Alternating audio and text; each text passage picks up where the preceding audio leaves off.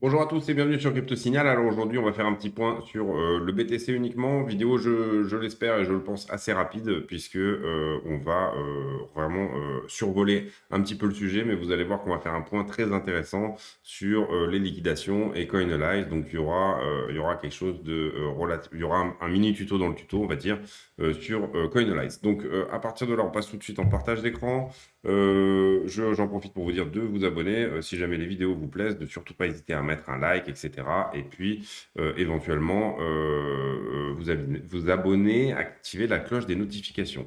Qu'est-ce qui se passe là pour moi? On était donc toujours dans ce triangle ascendant. Pour moi, la figure est toujours valide puisqu'on a fait une déviation ici. On pourrait potentiellement ici la casser vers le bas comme la casser vers le haut. En général, c'est une figure qui est plutôt bullish avec 75% de continuation haussière, 50% de pullback, sortie aux 2 tiers. Pour l'instant, on peut dire qu'elle n'était pas forcément mûre ici, et on avait vu, je crois, qu'elle serait mûre autour du 24 avril. Donc, si on reste dans ce scénario-là de cette figure-là, qu'est-ce que ça voudrait dire? Ça voudrait dire que ça, c'est juste une déviation dehors, hein, puisque vous comprenez que là, on en était sorti, on l'avait pullbacké, donc on avait vraiment des jolies confirmations, mais on redescend derrière. Pourtant, on n'invalide pas la figure puisqu'on la réintègre. Si jamais ici, on repartait pendant une semaine pour venir là, la figure serait potentiellement mûre pour casser ici au 44 et on pourrait éventuellement se extraire vers le haut. C'est une possibilité, il y en a plein, mais c'est une possibilité. Donc voilà, à partir de là, je ne vais pas vous refaire tout le point graphique sur la totalité des analyses que je fais depuis plusieurs mois sur Bitcoin, mais vous voyez ici, comment dire, on va juste faire un point quand même sur la figure globale. C'est une running flat, donc ce canal-là, ici, avec une correction en A, B et C. On a fait au moment de la C quand même une épaule tête-épaule ici, qui est pas très belle, mais elle est plus ou moins valide. On l'a cassée là, elle avait un objectif qui est d'aller ici, c'est-à-dire au 27. On n'y est jamais allé. On a tenu cette flat ici. Donc du coup, vous comprenez que cette droite-là est parfaitement parallèle à celle-là. Donc ce mouvement-là, ici, est parfaitement égal à celui-là. Donc c'est une running flat. Cette running flat pourrait tout à fait se transformer en étendue, c'est-à-dire venir chercher ici ces objectifs-là. On est même en dessous, je crois, pour les 123,6.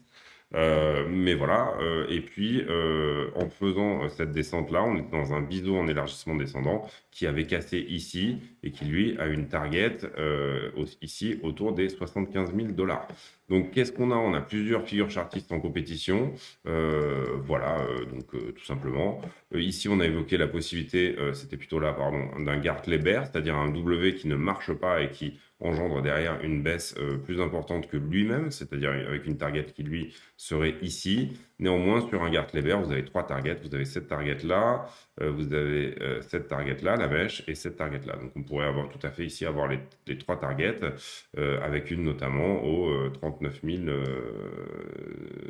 958,32 €. Donc voilà toutes les possibilités. Le Gartley, moi personnellement, j'y crois pas trop. Je crois plutôt dans le W, je crois plutôt dans le rebond, mais c'est mon avis et ça n'engage que moi. Je vous engage à avoir un avis qui est différent du mien. C'est ça qui fera de vous un bon trader puisque vous serez en accord avec là où est placé votre argent. You put your money where your mouth is. Donc voilà, ici sur les narrations de la Fed, je vous avais expliqué qu'on a maintenant 91% des acteurs qui pensent que le 4 mai, donc dans 18 jours, on va augmenter les taux de 0,50%. Pour l'instant, donc on est dans une très grosse majorité qui opterait pour une hausse plutôt importante des taux d'intérêt. On va maintenant faire vite fait le fondamental avec toujours des narrations autour de la guerre sur Wall Street Journal. Ça fait 1 mois et demi que ça dure.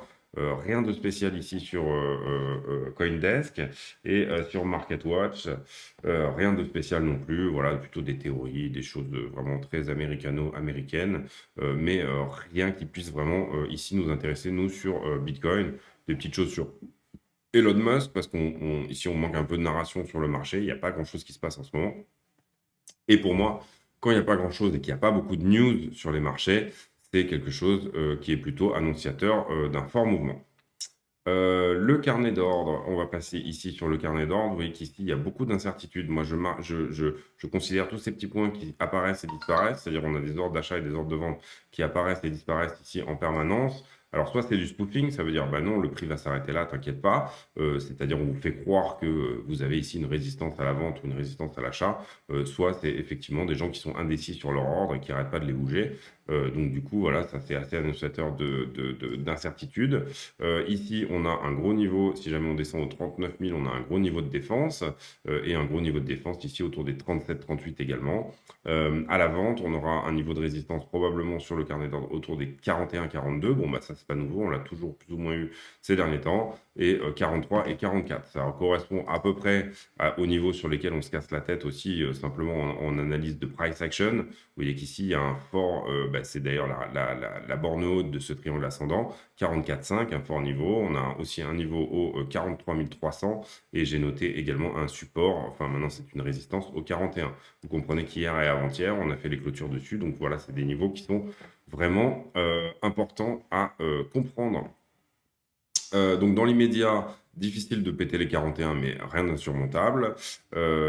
Ensuite, deuxième résistance à 43,3, troisième résistance à 44,4, et surtout grosse résistance ici, puisque c'est celle sur laquelle qu'on n'arrive vraiment pas à passer depuis un certain temps en étant haussier, qui désormais devrait se trouver, si on se base sur cette idée du 24 avril, devrait se trouver autour des 48 000 dollars. Non, c'est la cassure, c'est le 24 avril, donc peut-être un petit peu plus haut, voilà, 49 000 dollars, voilà. 48-49, on a une poche de liquidité à prendre à ce niveau-là, on l'avait identifié ensemble. Aujourd'hui, on a clôturé les options. Alors, j'ai pas gardé, mais en gros, la grosse strike que j'avais identifié hier, le max pen price était à 42. On a clôturé à 40 040 à 9 h ce matin. Et le gros strike dont j'avais parlé hier, c'était les 40 000. Donc, on a clôturé 40 dollars au-dessus du gros strike. Donc, on a vraiment fait perdre ces gars-là. À 40 dollars près. Ici, donc ils ont dû avoir chaud aux fesses aujourd'hui, ceux qui avaient pris des options à 40K. Donc ensuite ici, vendredi prochain, très faible niveau d'options, 6000 Bitcoin, c'est vraiment pas grand-chose. Ici, pour moi, il y a plutôt un strike là, donc je pense que le vrai max pen price, il est plutôt pour moi autour des 45-46 ici, donc ça pourrait tenir avec notre scénario. Ensuite, ici, sur les liquidations, on va passer en 5 minutes. Et vous voyez que ici, donc j'ai déjà marqué les niveaux pour aller plus vite.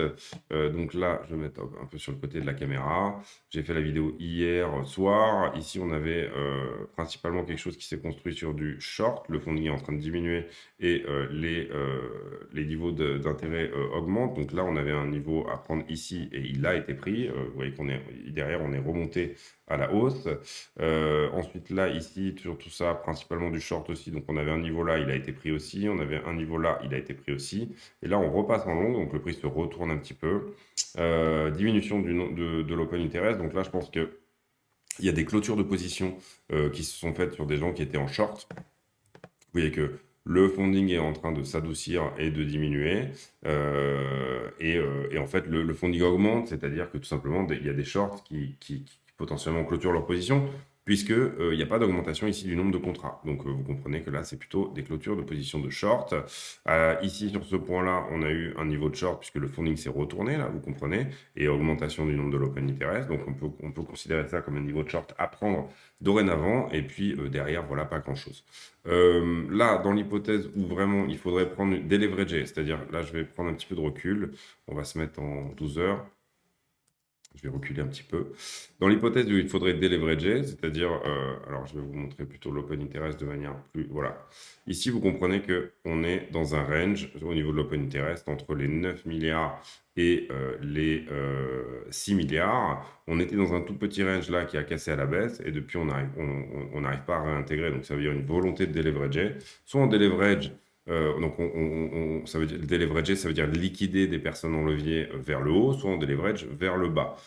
Pour moi, on a quand même une poche ici, et vous la voyez clairement ici sur le graphique, une poche qui va jusqu'au 37 700. Donc on n'est pas du tout à l'abri d'un petit spring qui vienne juste chasser ici une mèche très rapide, qui vienne chasser éventuellement et prendre toutes ces liquidités-là d'un coup pour ensuite se retourner. Cette mèche-là sera probablement fortement shortée, donc là on pourra attraper un max de monde, au moins à minima jusqu'aux 48 000 dollars, voire pour moi il y a un gros niveau à prendre également aux 52. Donc voilà, c'est dans cette idée-là que je vous explique cette position éventuellement de deleveraging. On pourrait casser un maximum et éventuellement même retourner vraiment assez bas au niveau de l'open interest en faisant ce mouvement-là. Ensuite, on est maintenant sur iBlock. Sur iBlock, vous voyez qu'il y a des positions ici qui sont ouvertes en longue, avec potentiellement quelque chose à prendre aux 39 200 $, et ça correspond à peu près ici au niveau des 39, dans lesquels on avait potentiellement des positions ouvertes assez fortes. Ici, en longue, si jamais on devait aller vers le haut, des positions à clôturer fraîches, c'est-à-dire que là, je vous parle que des positions qui ont moins de 3 jours. Bon, on en a jusqu'au 43 500, mais globalement, les forts niveaux se trouvent plutôt autour de 42 300.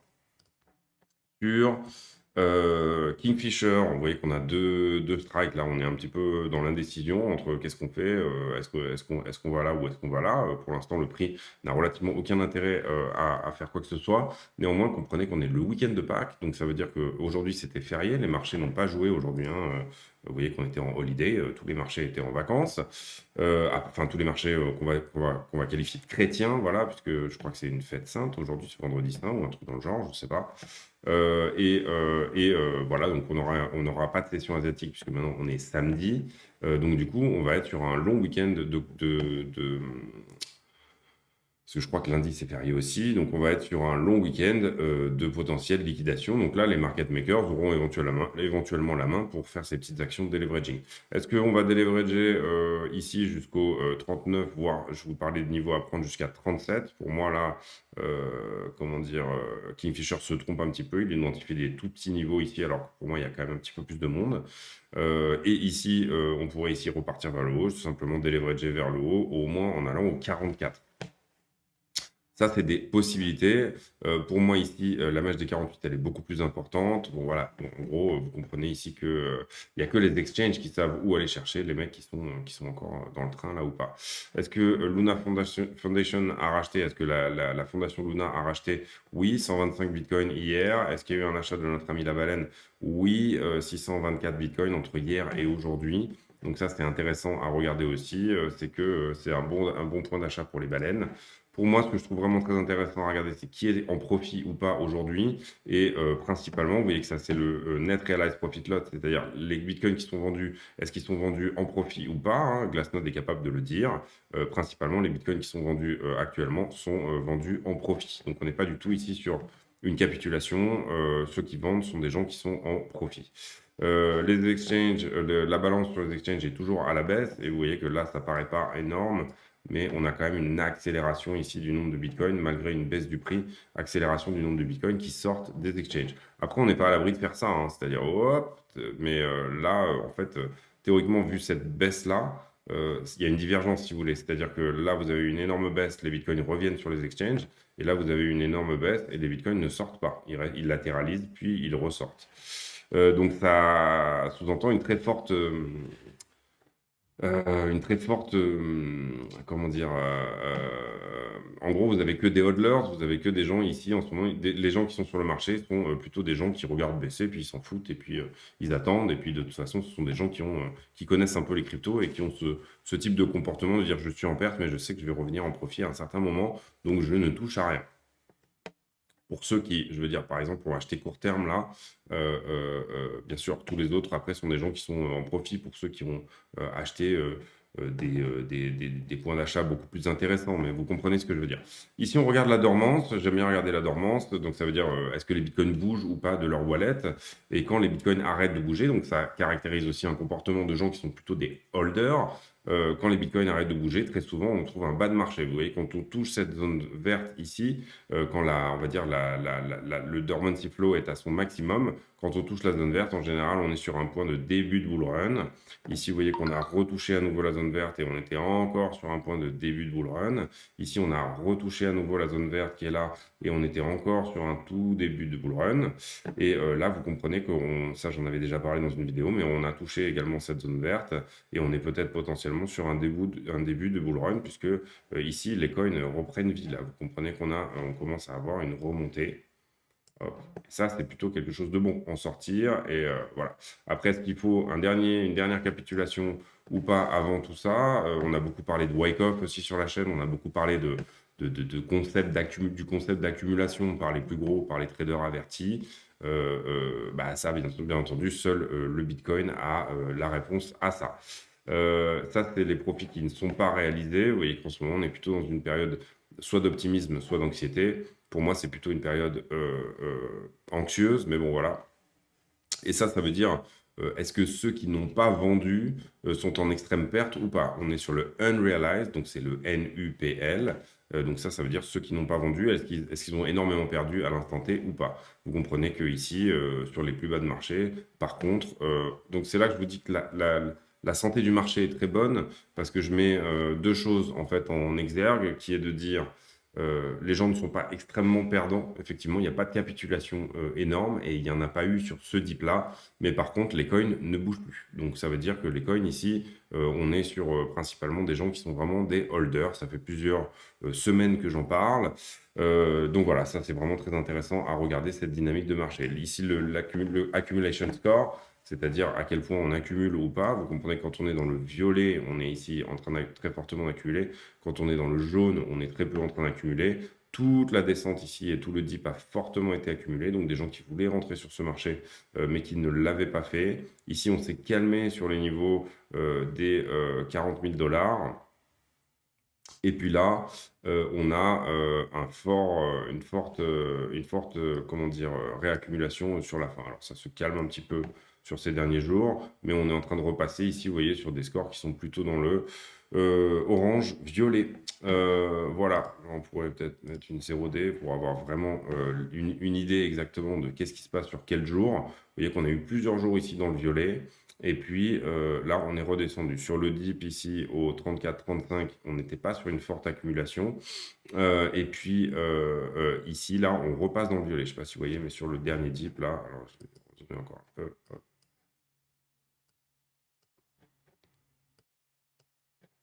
Voilà, là, les points sont de plus en plus violets, donc on est en train de plus en plus accumuler le niveau des 40. Voilà.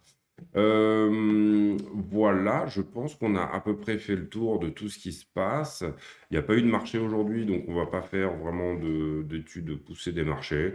Bon, le dollar a un petit peu augmenté, mais ça tient au fait de certaines news aux États-Unis euh, assez spéciales. On comprend pas trop pourquoi ils font ça, mais en gros, ils ont réaugmenté les leasing, les leases, enfin, les en gros, ils font une pression, l'administration de Biden fait un petit peu une pression sur les profits pétroliers. Sachez que j'ai légèrement modifié ici cette droite de manière à être un peu mieux, donc parce que si vous avez la même, du coup, peut-être que vous n'allez pas comprendre, de manière à être un peu mieux sur les clôtures, là, donc je me suis mis en droite et j'ai essayé de trouver quelque chose un peu plus correct au niveau des clôtures. Donc peut-être que ça va décaler un petit peu le point de cassure. Je vous ai parlé tout à l'heure du 24 avril, mais il est possible que ça le décale un petit peu. On va le vérifier ensemble. Donc plage de date. Hop, pour moi, cette figure, elle a commencé ici. C'est la première fois qu'on touche ici le niveau. On est sur 174 bars. Cette figure est censée casser aux 2/3, donc divisé par 3, ça fait, on va prendre 18-60 bars à peu près, un peu moins. 58 bars, quelque chose comme ça. Donc on est sur le 9 mai pour une potentielle cassure. Tout à l'heure, je vous ai parlé du 23 avril. Bon, ici, on peut estimer que peut-être que la figure serait censée casser éventuellement à ce niveau-là, parce qu'on fait après, on met une droite verticale. Voilà, éventuellement, on la nomme cassure potentielle. Si jamais ce niveau tient, ça nous évitera de recalculer ce niveau-là. Voilà, écoutez, c'est tout pour moi aujourd'hui. J'espère que cette vidéo vous a plu. Donc pour moi, on est à l'instant T plutôt sur une texture de rebond. On surveillera bien ici qu'on casse les 41. Ensuite, ce sera beaucoup plus facile à mon avis de casser les 43. Et la grosse difficulté qu'on risque d'avoir, c'est éventuellement de casser les 44,5. Petite pleine lune ici qui peut peut-être nous aider si le sentiment est au short. Les shorters risquent d'être plus agressifs. Enfin, c'est comme ça que je le traduis moi.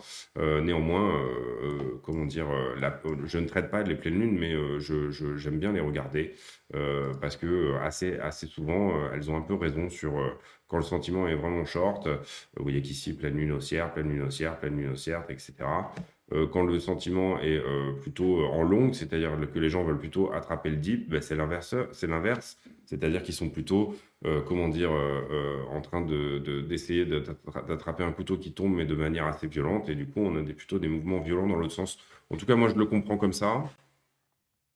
Ici, on a eu une nouvelle lune qui était très baissière. Ici, une nouvelle lune également très baissière. Ici, une pleine lune haussière. Peut-être que la prochaine pleine lune sera également haussière. À voir ce qui va se passer dans la semaine qui arrive. En tout cas, si jamais on veut ici casser cette figure pour le 9 mai et potentiellement ici avoir un vrai breakout de tout ça, eh ben, ça serait plus ou moins un bon départ, en tout cas, que d'avoir quelques bougies vertes à partir de ici. C'est tout pour moi aujourd'hui. J'espère que cette vidéo vous a plu. Si jamais cette vidéo vous a plu, mettez en commentaire est-ce que vous avez des moustiques chez vous déjà ou pas. Est-ce que vous avez des moustiques qui commencent un petit peu à venir vous emmerder la nuit? Le moustique étant quand même la pire espèce et la pire race qui soit dans ce monde, où on a très peu d'animaux finalement et d'insectes qui viennent nous côtoyer. Mais alors vraiment le moustique, et alors surtout le pire c'est le tigre, parce que le tigre il fait pas de bruit. Donc il a vraiment ce petit côté bien sournois. Quand il vous pique, vous sentez rien, ça gratte même pas, mais par contre, il est là, il vous pique, il vous emmerde un petit peu, et surtout, il résiste à tout. Donc voilà. Est-ce que vous avez des moustiques chez vous ou pas? Moi, il commence à arriver apparemment déjà, donc ça commence vraiment à. Je déteste les moustiques, donc ça commence vraiment à me casser les couilles. C'est tout pour aujourd'hui. J'espère que cette vidéo vous a plu. Et puis, on se retrouve demain pour un prochain point météo sur le Bitcoin. Merci à vous de votre fidélité et de vos encouragements. À très bientôt.